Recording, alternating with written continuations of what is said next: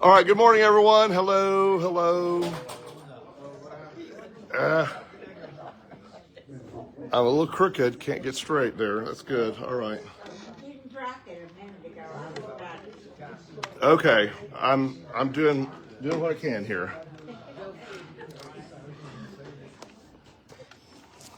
Not as nimble as I once was. Right? Oh, that would be a great country song. Yeah. All right, we are spread out today here. It's another beautiful day, and I think people are staying away from church. I don't know. Maybe they're just tired of Micah. Well, end of spring break, yeah. It's between spring breaks because DISD and some of the other districts are in different weeks this year. I know. I think it's an excuse, right? It was everyone who was at the St. Patrick's Day parade yesterday, right?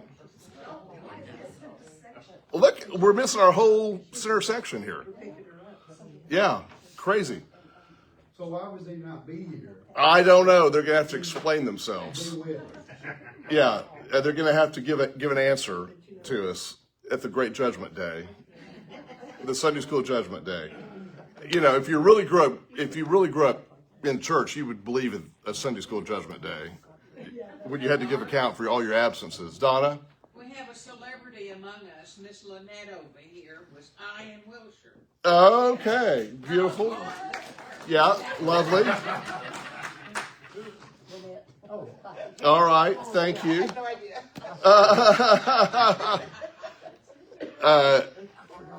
Lynette is I am Wilshire this week. So glad. So, y'all, we've been doing that column. I started it 21 years ago. I like it. No, it's always been I am Wilshire. Yeah, I'm the one who started it. And think about 21 years times roughly 50. The number of people who've been profiled in there. And I will say it's helpful, to go back and find old ones sometimes. A lot of them are still archived on the website. Yeah. So, okay. So I've made a pledge to myself today. I'm going to be more upbeat than I was last week. Thank you. It's all for you, Trish. We're going to try to push through some stuff today and get to some happy verses. Yeah, because I left Sunday school last week so depressed I had to go sit in a corner. So I don't want to do that to you again, and I want you to keep coming back. But how did you do without Mr. Fuzzy? With this out, without this, I can't really tell much difference. Okay. Go listen to it and see what you think. Yeah. I think it's not working the way we want it to work. So, all right. David, I'm so glad to see you because I have a question for you. Welcome. Are you familiar with the work of Vivian Mayer? I've seen the name. I don't know it well. Okay, so here's the story, y'all. Go look this up because I thought of you. Okay. Last night, one of the Christmas presents I gave Allison is we went to the Winsphere last night to hear Ira Glass, a host of This American Life. And he did it was like 100-minute just lecture with stuff. And I thought about you. Were you there? No. Okay, you should have been there. You would have loved it. Yeah. Anyhow, 7 things I've learned. And typical his style, some audio clips and some video and explanations of things and all that. But the very last thing he's learned, the illustration was so powerful it overcame the point. I don't remember what the point was that he's learned. But he was showing and telling the story of this woman named Vivian Mayer, who lived in Chicago, like in the I think from like 50, 51 forward, and she died in like 2009. She was a recluse. She was a nanny for multiple families, and she had a Rolex camera. Am I saying that right? Rolex? Yeah, Rolly. A Rolly camera. That, yeah. It's a large format camera Twin lens. that she, for 30 years, walked around Chicago and took photographs of people, street scenes, portraits. I mean, and never showed them to anyone. Never showed them to anyone. The kids who she was nannying for were some of her subjects, but like people on the street. And this dude was looking for old photos to illustrate a book, A History of Chicago. His name is Maloof, I think. And he went to an auction house and found there was a lot. They had this storage unit. It's one of these stories. Storage unit that had these boxes that had these large format film negatives in it. And he paid about $400 just to get the box that had them. And what he discovered was this treasure trove of never before seen images documenting 30 years of street life in Chicago. M-A-I-E-R, Mayor, Vivian, go look her up. Fascinating. And it turns out once other people had gotten other lots through the auction. And so he started amassing them once he figured out what he had. It took him like a year to figure out what he had. And there are 150,000 negatives that have been processed and scanned, and there's like 4 books that have been published. There's a documentary. And the thing about her life is everyone they've talked to, they had to like piece together her life. She had no living relatives. And it turns out she didn't want anyone to see her photographs. And had she known that they would be in books and in a documentary and, on stage at the Windspear last night, she would have been horrified by it because she just wanted, but it turns out the woman had a natural eye. The composition in these photos is unbelievable. I mean, just the natural, you look at them and without any editing, they are spectacular. They're perfectly done. They're mainly black and whites, some color. And some are self-portraits, like she would take in the mirror, and you can see the camera, it's a big format camera. So go look that up if you're interested.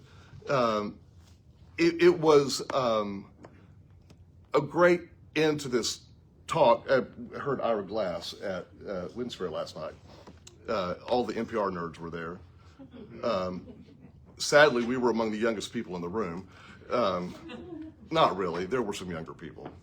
It did skew older, by and large, for the crowd. Some comedy, some serious stuff. The number 6 thing that he's learned, though, is relevant to all of our discussions, and that is learning what it's like to live in an age of unreason. Living in an age of unreason. And Ira Glass is about, I think he's maybe a year or 2 older than me, sort of in the same demographic. And he said, he started working at NPR when he was 19 as a reporter. And he played some early clips of his stories and they were really bad. One of his other points was, it's okay, it's normal to be really bad before you get good. I, on the other hand, just naturally arrived into the world good.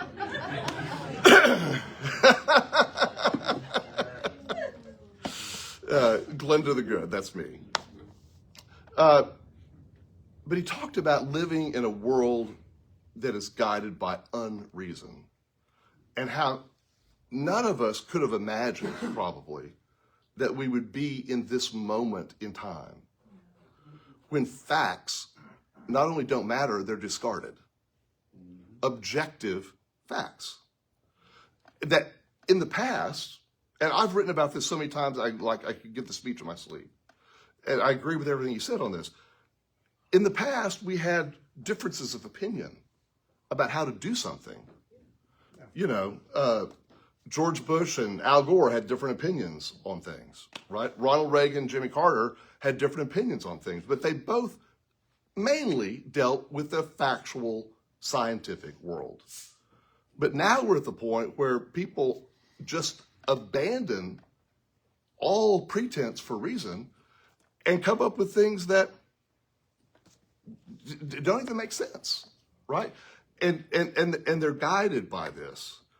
And I told Allison as we were driving home last night after the event, who could have imagined that we would end up living in a hinge of history?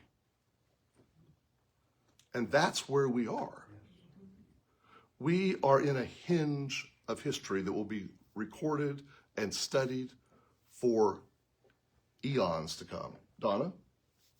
Living in a hinge of history I don't like, because in a hinge, if you stick your finger in there and it bends a little bit, not only are you in a hinge, you're pinched. You're pinched. The hinge pinches. And it hurts. That's right. I feel like that's where I am. That's where we all are. Yeah. We're getting pinched right now. Pinched by the hinge. Pinched by the hinge. Well, and this is not an original or a brilliant thought by any means, but it's been brought home to me again this last week. A political, and to me this is not a downer. This is kind of revelatory. A political party is not going to save us. We, the people, are going to have to save ourselves. So why am I going into all this detail? I want to come back to something we talked about early on in our study of the minor prophets. Think about all that's happened in world history. Think about all that's happened in Jewish history. And then look at what gets recorded in the Bible. We do not have everyday street scene photography by Vivian Mayer in the Old Testament. What we have is the hinges of history that are recorded. It is these times that make the cut to tell the story. And again, it's awful really to be living in one of those moments of time because it's so stressful and painful, and we see people getting hurt, even dying as a result of this. And the same was true in the past. All of the stories that are recorded in the Old Testament, in particular, the historical accounts and the prophetic accounts, come from these moments when things were in chaos and turmoil. Otherwise, there would not be anything to tell. So one of the things that Ira Glass talked about last night is learning what makes a good story. And he said, this really is like obvious, but it was a revelation to him as he sort of 10 years into his career, finally figured out what made a good story. He played a clip of when he was 27. He was a reporter for NPR, and he went to cover the 75th anniversary of the Oreo cookie. And he told us about the factory, like what it was like in this factory. He had this beautiful description of how they make the cookies and how, there's this one end of the line and there's men there who are supervising the cookies coming out of the, he's like, did you know an Oreo is actually a cookie and it's baked? Like it comes out of an oven, right? And so here's these guys, and then the other end of the line, there's like 10 or 12 women, because there's like a 300-foot conveyor belt in which the cookies have to cool off as they're going down the conveyor belt. And then they get smashed together. And at the very end of the line, you have like a dozen women in hairnets and gloves who are scraping them up off the thing and putting them in the packages by hand. Because they could not figure out a technology that was gentle enough to pick up the soft cookies and put them in the packages. The only thing that would work is to do it by hand. And he played us his clip of the NPR story that was about, 5 seconds. on this, where there are men at one end of the line and there are women at the other end of the line packaging the cookies. Everything he told us, that was not the story, because it was really bad. The story was really, really bad when he did it. And it's learning to see. It's learning to pick up the details. Were Lucy and Ethel? Well, he mentioned Lucy and Ethel. He said it was sort of like that. Yeah, absolutely, sort of like that. Again, what does this have to do with our lesson today? What does it have to do with the minor prophets? We are getting accounts of certain glimpses of history at pivotal times. And what we read in all of the prophets is not a daily history of the world. It is a marker, a description in some detail and with sometimes coded language about what is going on in this time. So last week we were in Micah chapter 5, and we got just through part of that. I'm going to very quickly fast forward through the latter part of Micah 5 to get us to some good stuff in Micah 6. This is for Trish that we're doing this. So I think we left off in like verse 7, verse 8, somewhere in there, right? Chapter 5, we got through verse 5, and he shall be their peace. So remember, we talked last week about this messianic prophecy, but you, O Bethlehem of Ephratah, that one, right? So there is this messianic prophecy in here, and we talked last week about, did this mean, in Micah's time, a prophecy of someone to come after the Assyrian captivity, someone to come after the Babylonian captivity, which was to come, or is it a messianic prophecy about Jesus? Or is it all three at the same time, right? So I'm not going to rehash that. So the second part of verse 5, when the Assyrian comes into our land and treads in our palaces, then we will raise against him 7 shepherds and 8 princes of men. These numbers all matter in the context. They shall shepherd the land of Assyria with the sword, and the land of Nimrod at its entrances, and he shall deliver us from the Assyrian when he comes into our land and treads within our border. So, again, simply put, this is a promise of deliverance from captivity. Verse 7. Then the remnant of Jacob shall be in the midst of many peoples, like dew from the Lord, like showers on the grass, which delay not for a man, nor wait for the children of man. If there is any recurring theme in the Old Testament cycle, it is a remnant shall return. Every time there's trouble, every time there's captivity, every time there's something that goes wrong, God restores a remnant from that. It's never the whole people that are saved. It's always a remnant who are sort of like, I remember as a kid, we would go see my grandmother and my grandparents on the farm in southern Oklahoma. And my grandmother was a very good gardener and loved plants. She had a green thumb. And we would sometimes take home with us cuttings from her plants. And those cuttings we would plant in a pot at our place, and they would grow. That's a remnant. When you take a cutting off something, that's like a remnant. It is part of the whole, but it's not the whole. And that's what Micah is talking about here, or whoever wrote this part of Micah. Verse 8. And the remnant of Jacob shall be among the nations, in the midst of many peoples, like a lion among the beasts of the forest, like a young lion among the flocks of sheep, which when it goes through treads down and tears in pieces, and there is none to deliver. Your hand shall be lifted up over your adversaries, and all your enemies shall be cut off. This is, okay, here's some happy news, right? You're going to win over your adversaries. You're going to cut their heads off, right? Keep in mind the time, all right? Verse 10, and in that day, declares the Lord, I will cut off your horses from among you. Now, bad news, sorry. I will cut off your horses from among you and will destroy your chariots, and I will cut off the cities of your land and throw down all your strongholds, and I will cut off sorceries from your hand, and you shall have no more tellers of fortunes, and I will cut off your carved images and your pillars from among you, and you shall bow down no more to the works of your hands, and I will root out your Asherah images, Asherah is an idol, from among you and destroy your cities. And verse 15, this is really cheery news. And in anger and wrath, I will execute vengeance on the nations that did not obey. That's classic Old Testament, right?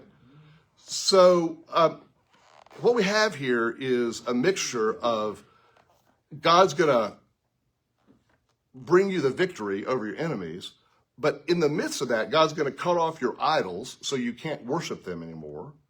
And then anyone who was a party to persecuting you is going to get whacked off at the end, right? One of the real problems we have with the Old Testament is understanding this whole idea of vengeance. And it's impossible to read the Old Testament histories without coming face to face with this really, it's retribution. It is God's judgment, God's vengeance on everything. And most of us really sort of shy away from that and say, well, how can that be? This is the God of anger. And yet, we're going to get to some verses in just a moment that you're going to like better. That is the loving side of God. Well, I mean, is God bipolar? What is going on here, right? It really is difficult sometimes to understand. Here's the one key I would offer to the whole thing. Take it or leave it. We have the benefit of reading the Old Testament with the New Testament available to us. What is it that Jesus carries forward from the Old Testament? It is the loving side of God, not the judging side of God. So when Jesus says that he has come to fulfill the law, he's talking about a more peaceful way through.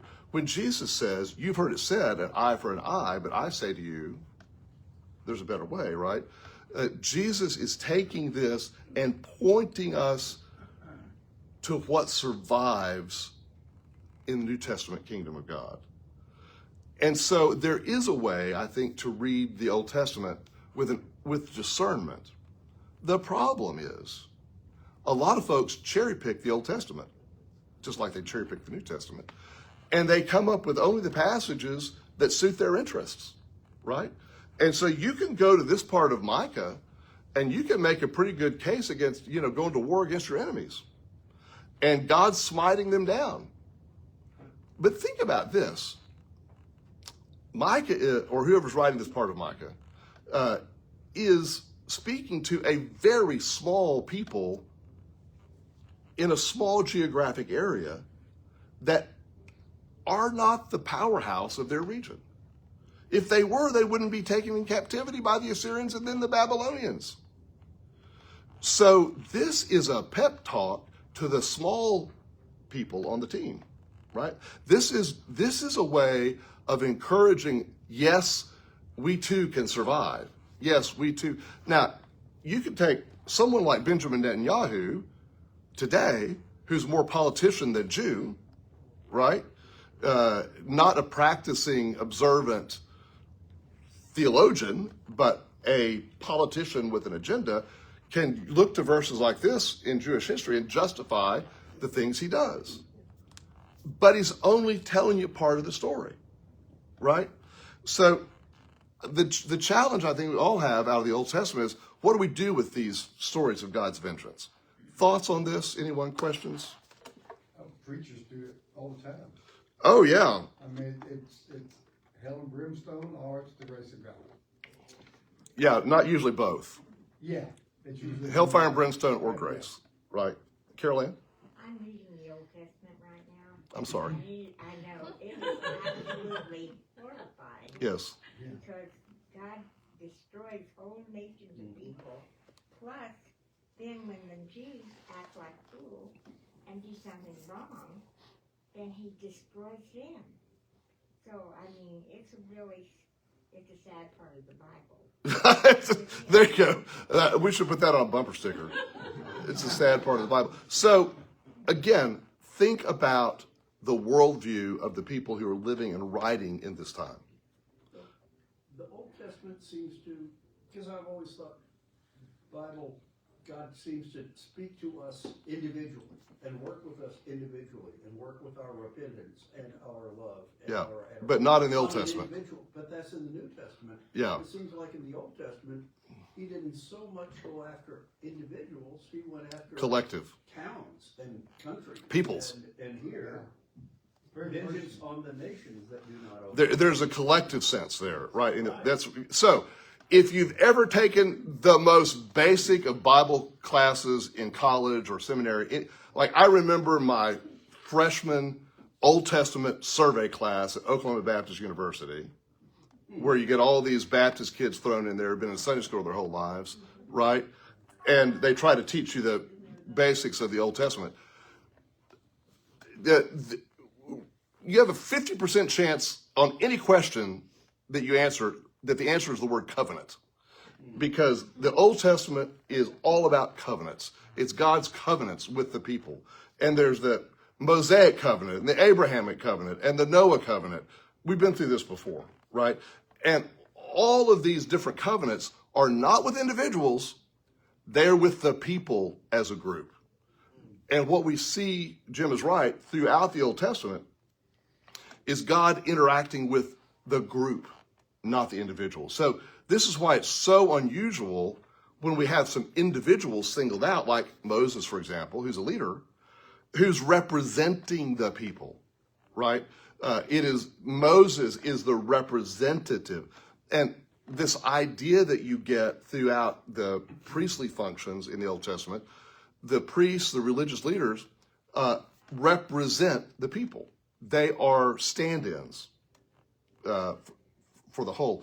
Whereas we get this individual idea more in the New Testament, but we also get the individual idea from American evangelicalism, which is very independent, and it's me and Jesus, we got a good thing going, right? And there's problems with that because it takes us away from community. And the proper way to read the New Testament is not in isolation of an individual, but it also is a message of community, but in a different way. I feel like I'm digressing. Other comments on this before we move on? Well, look what God did to Saul when he did not completely destroy the Amalekites. I mean, everything was to be gone. Right. And Samuel said, "You didn't do it." Well, look what I got for God. That's not what he said. Yeah, these are difficult things. I want to not think about them anymore. All right, let's move to chapter 6, please. Hear what the Lord says. Arise, plead your case before the mountains, and let the hills hear your voice. So what we have now is we're envisioning a courtroom scene. We're at a trial. And the people of God, the Hebrew people, are being put on trial by God. And the jury and the audience are going to be the mountains around them, the hills. Hear you mountains, the indictment of the Lord, and you enduring foundations of the earth. For the Lord has an indictment against his people, and he will contend with, fight with, argue with Israel. O my people, what have I done to you? How have I wearied you? Answer me. And here's God demanding an answer from the people. So this is a very common literary form of the era. And there are several of the Psalms of David that you can go find that are exactly like this in their format. They are courtroom scenes, right? Just like this. Verse 4, for I brought you up from the land of Egypt and redeemed you from the house of slavery. We talked about redemption last week or week before. And I sent before you Moses, Aaron, and Miriam. O my people, remember what Balak, king of Moab, devised, and what Balaam, the son of Beor, answered him. And what happened, now here's a great Bible word, Shittim, to Gilgal, that you may know the righteous acts of the Lord. So the significance of, whether you call it Shittim, however you fancify it, this is on one side of the Jordan River. Gilgal is on the other side of the Jordan River. This is a reference to crossing the Jordan and the delivery of the people, right, from bondage. That's what this is about. All this is so that you may know the righteous acts of the Lord.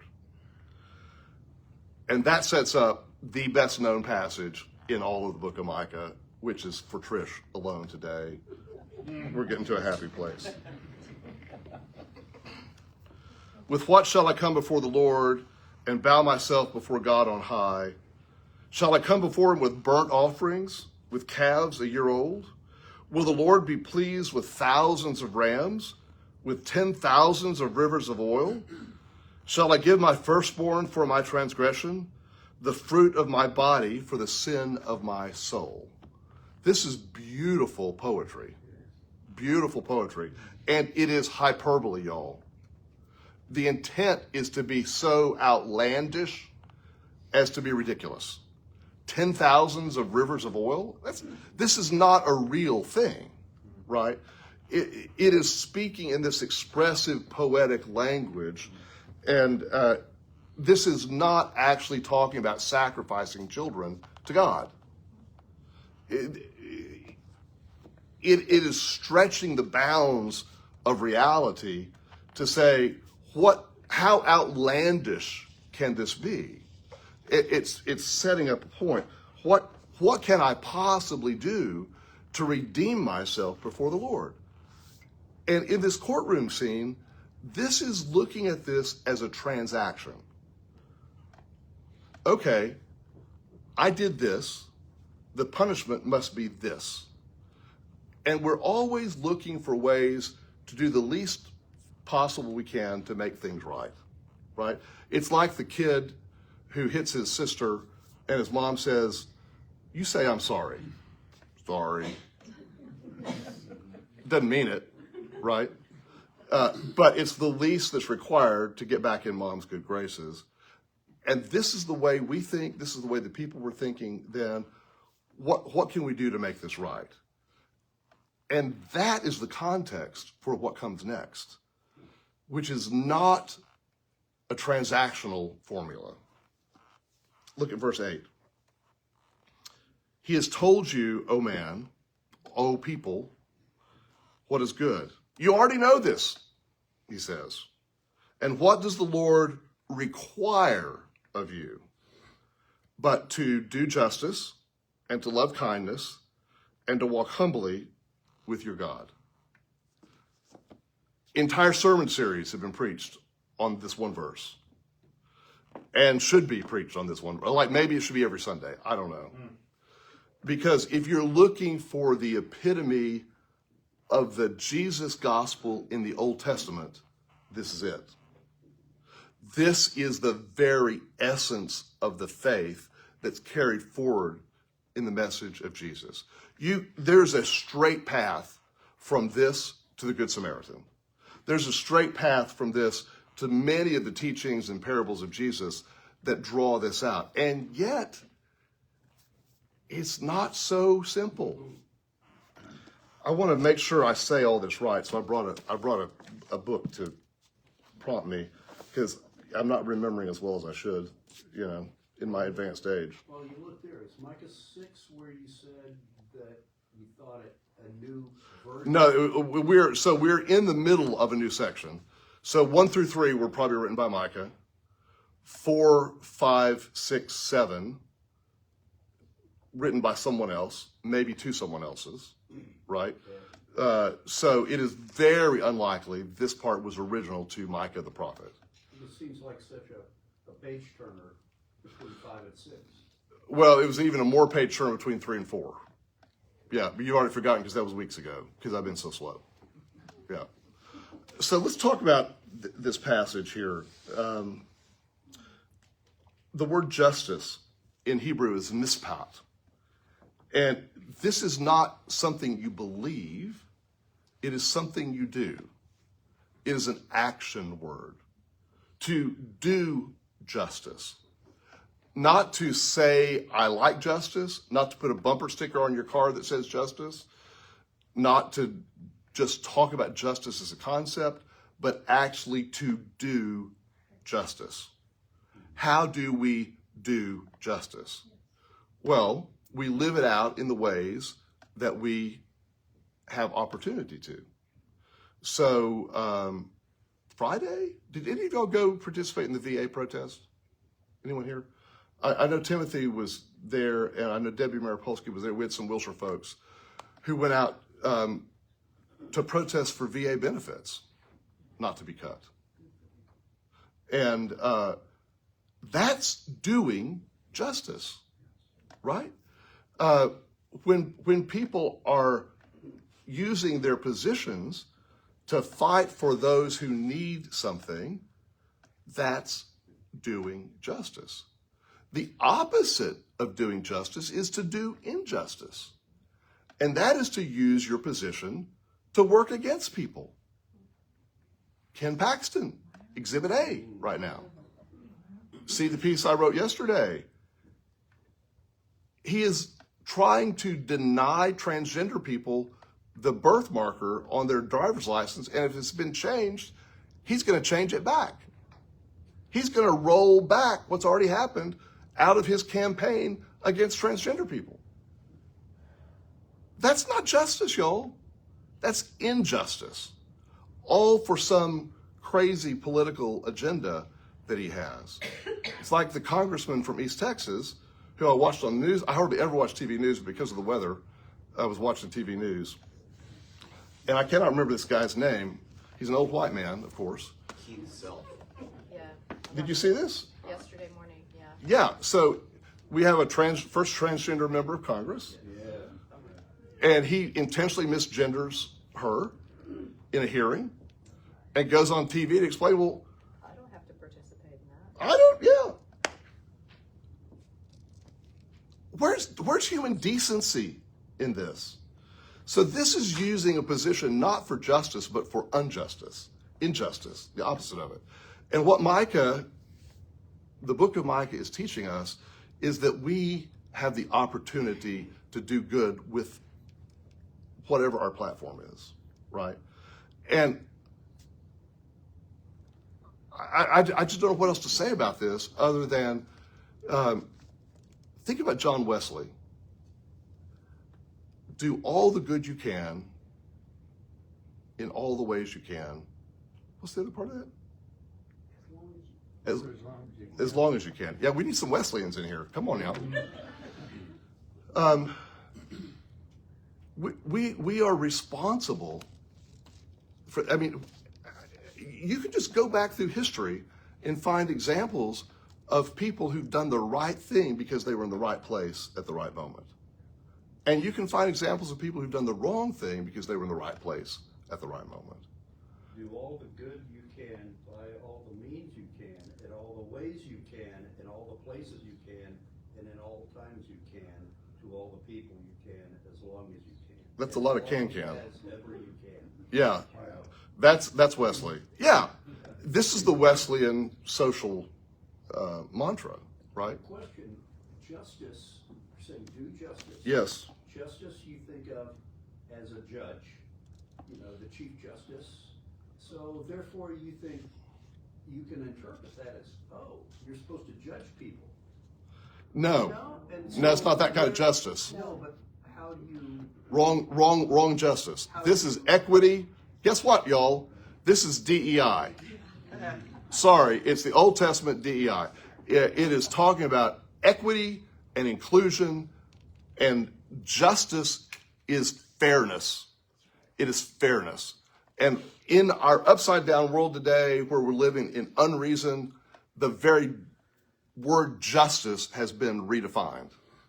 So that, dear God in heaven, we cannot talk about lifting up people who have been oppressed because it's going to oppress someone else. Well, no. When you're the majority and you've had the privilege all along, you're not oppressed. I'm sorry. Right? I'm not oppressed. Yes. Henry, Hello, Henry. what are the similarities and or differences between a prophet who speaks truth to power and someone who publicly shames something or someone? Are the Old Testament's prophets using shaming techniques? Are shaming techniques effective? So the question is about shame. So, Henry, thanks for the question. The Old Testament prophets do shame the people a lot. right? That's not what's happening here, though. There is a lot of that goes into this. This is actually this little verse is presenting a positive prescriptive model. So there's a difference. Let's say you go to the doctor. And some of you have been, doctors who maybe are not as nice as Amy. And they may shame you into trying to lose weight or stop drinking or stop smoking or, right? Yeah. Shame. Well, and I think we all know that generally doesn't work, right? But if you can present a positive idea, a positive motivation for what you're going to gain if you don't do this thing, or if you offer me some help to stop doing that thing, right? That's going to be a different thing. And here the prophet is offering a positive prescription. We are walking out of the doctor's office with a prescription. Go do these 3 things and you'll live a better life. Do justice, love mercy, walk humbly with your God. Yes? How does the politically correct movement of 30 years ago, whatever, fit into what we're talking now? Okay. Let me think about how to answer that. What was the question? The question is, how does the politically correct movement of 30 years ago, the political correct left, right? Well, I don't know. Just yeah. You had shows say politically correct, and I don't know if they were saying. So here's what I think. My friends on the right, here's what they're going to say. You guys just pushed it too far. You just talked about inclusion and racism and guilt and all these things too much, and you push that transgender stuff on us, and we don't understand it. It doesn't make sense, and we're just pushing back against all of it. Ira Glass, living in an age of unreason. I think there is truth to all of this, right? And there's also a reality of how much change people can accommodate in one time. Now, that doesn't mean, again, go to the Old South. We sort of live in the Old South, right? And we're still living with this business. Just because you're a racist doesn't mean I should let you get away with being a racist, right? And because, honest to God, maybe you don't understand, right? I need to bring you along. So here again, what Mike is showing us is a prescription for something positive we can do. Live into this thing. Go out and live your life in a way that produces justice, not injustice. This is why I, for the life of me, cannot understand why there are religious people who are advocating and celebrating injustice. There's zero way you can get through Micah or the Gospels and justify any of that. Let me move on because I'm wound up here. That's good. To do justice, to love mercy. And we've talked about this word before in previous lessons. Well, they go against, the reason is, I could easily, we were raised this way, if you're saying against transgender, you can go, because it's an abomination, it's an affront to God. Just say this, that God made a mistake. And so they're using it as, I'm doing this for God. Well, yeah, all holy wars. Let's move on to do justice, to love mercy. So the Hebrew word for mercy here is one of the most famous words in all of the Hebrew Old Testament language, hesed, transliterated H-E-S-E-D, hesed. And it means loving kindness. Loving kindness. It's a word that we have difficulty translating into English because it's so complex. It's describing relationship. It's not just being faithful out of fear. It is about loving people because you have the love of God in you. Loving kindness is the idea. It's not resentment. It's not manipulation. It's not coercion. It is a service to others motivated by love. here again, what's missing in too much empathy is a sin. They're not reading the Bible. Loving kindness, hesed, is empathy for other people. It's right here in the text. It's in the Bible, y'all. Empathy is something we're called to do. Not only in the words of Jesus, which ought to matter most, but all the way back into the Old Testament in the prophets, where we are called to demonstrate loving kindness toward other people. And then that gets paired here with this idea of walking humbly. And scholars will tell you that if you look at the construct of this passage, the key word to the whole thing is not humbly, it's walk. The word you want to emphasize. By the way, I have a big problem in the world today, y'all. This is horrible. Apple has changed their Siri voices, and I've been using Australian male Siri voice for a long time. And he needs a double dose of Prozac right now. He's so depressed. He's talking slow. It's driving me insane. I've had to go to an American voice. And the thing is, they've also programmed him to say certain words in a weird emphasis. Like, they know that a lot of times you're asking Siri to do something, and it comes back and, so, done, exclamation mark, right? Like, I did that for you. And so, depressed Siri says, done! Like, suddenly he's very happy about all this, right? Because they're emphasizing certain words. Well, this is what's happening here, right? It's not as tragic as Australian male Siri and what's happened to him. I'm telling everyone I can about this because I'm so upset about it. It really has just wrecked my life. We are to walk humbly with God. I cannot think of another inverse description of what we're witnessing in the American church today than to say we're to walk humbly with God.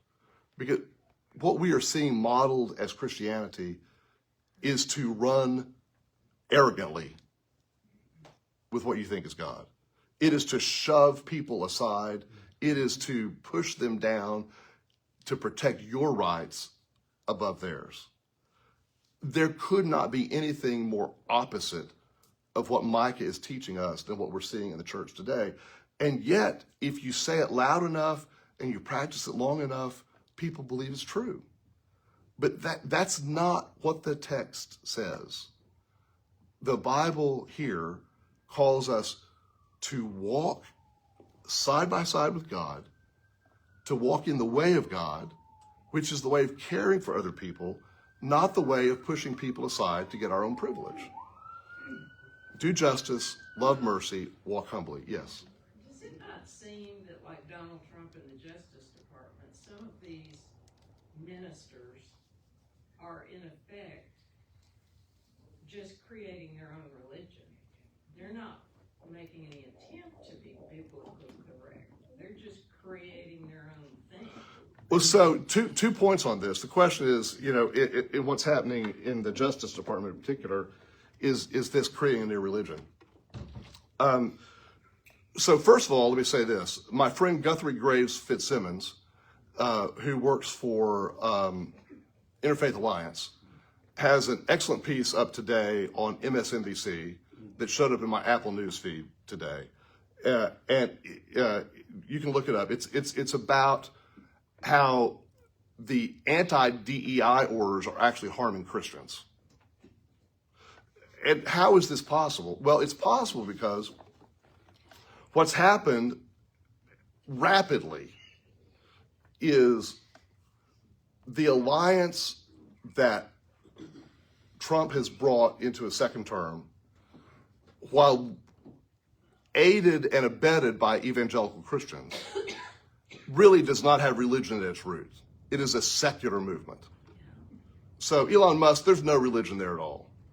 It's just crazy, right?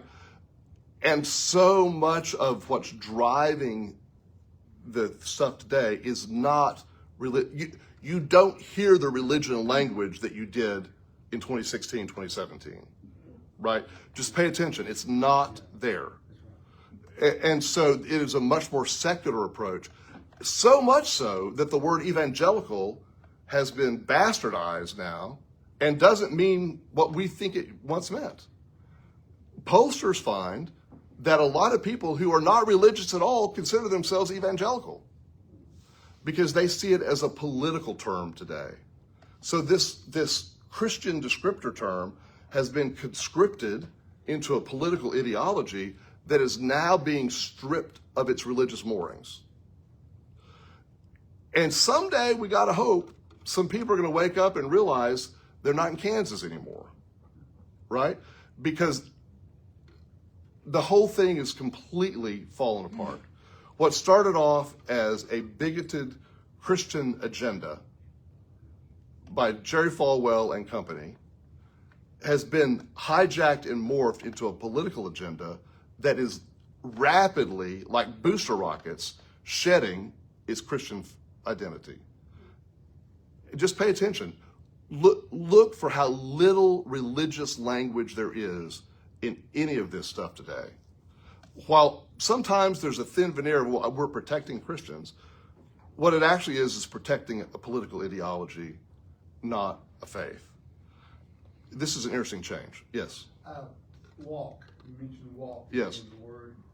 How can two walk together unless they be agreed? How does that fit in? It Yeah. does, because it requires those three items. Yeah. I mean, that kind of life, thought, actions, everything. So when you were a kid, did you ever do a three-legged race? Yeah.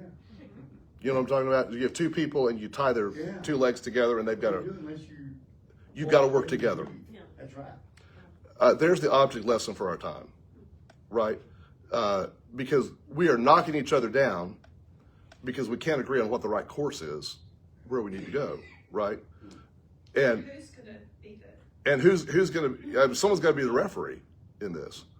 Let me return to Ira Glass. We're living in an age of unreason because one of the legs in that race is wanting to take you into the lake and claim you're on the road, right? It's like there is still objective truth about this, right? There is some reality, and we've somehow got, in my view, we've got to reclaim reason in this. We've got to reclaim reason.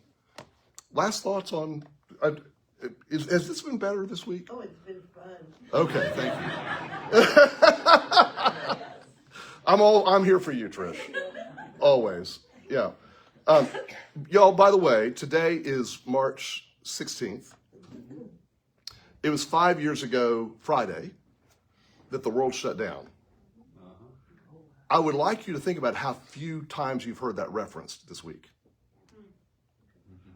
You want to know how chaotic the world is right now? We have forgotten the 5th anniversary of the world shutting down. This is the moment in which, hinge of history, this is where we are. So go live boldly, do justice, love mercy, do your best to walk humbly with God. And we're going to stumble, we're going to fall, we all make mistakes. Hopefully we can get up and go again and not get our fingers pinched in this hinge time as well. Let's pray together. God, grant us your grace, grant us strength, we pray. Grant us perseverance and help us to walk well with you, we pray, through Jesus Christ. Amen. Write down how to get to your podcast.